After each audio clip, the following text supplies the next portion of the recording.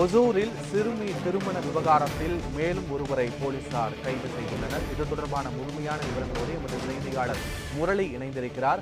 முரளி, சிறுமியின் இந்த திருமண விவகாரத்தில் ஏற்கனவே 3 பேர் கைது செய்யப்பட்டிருப்பதாக நியூஸ்7 தமிழில் செய்தி வெளியான நிலையில் தற்போது மேலும் ஒருவர் கைது செய்யப்பட்டிருப்பதாக தகவல் வெளியாகியிருக்கிறது. விவரங்கள் என்ன?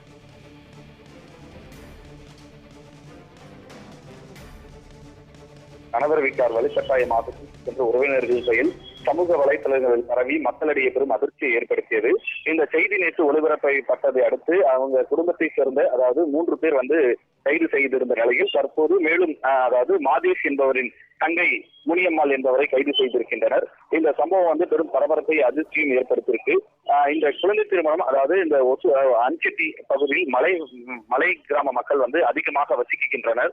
இந்த பகுதியில் பெரும்பாலான குழந்தை திருமணம் அதிக அளவில் நடைபெற்று வருகிறது. ஒரு சில தகவல்கள் அதாவது வெளியே வருகிறது, அதாவது மக்களிடையே தெரிகிறது, சமூக வலைதளத்தில் இந்த மாதிரி பரவி வெளியே தெரிகிறது. ஒரு சில விஷயங்கள் அதாவது மறைமுகமாக குழந்தைக்கு கட்டாயமாக அதாவது அந்த பெண் குழந்தைகளுக்கு கட்டாயமாக திருமணம் செய்து இன்று வரைக்கும் அந்த திருமணம் நடைபெற்றுதான் கொண்டிருக்கிறது.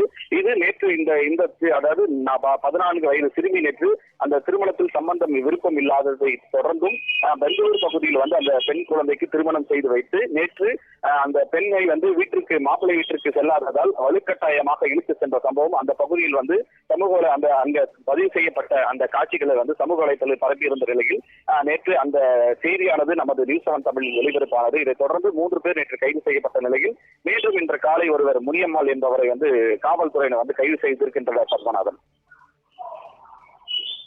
முழுமையான விவரங்களுக்கு நன்றி முரளி.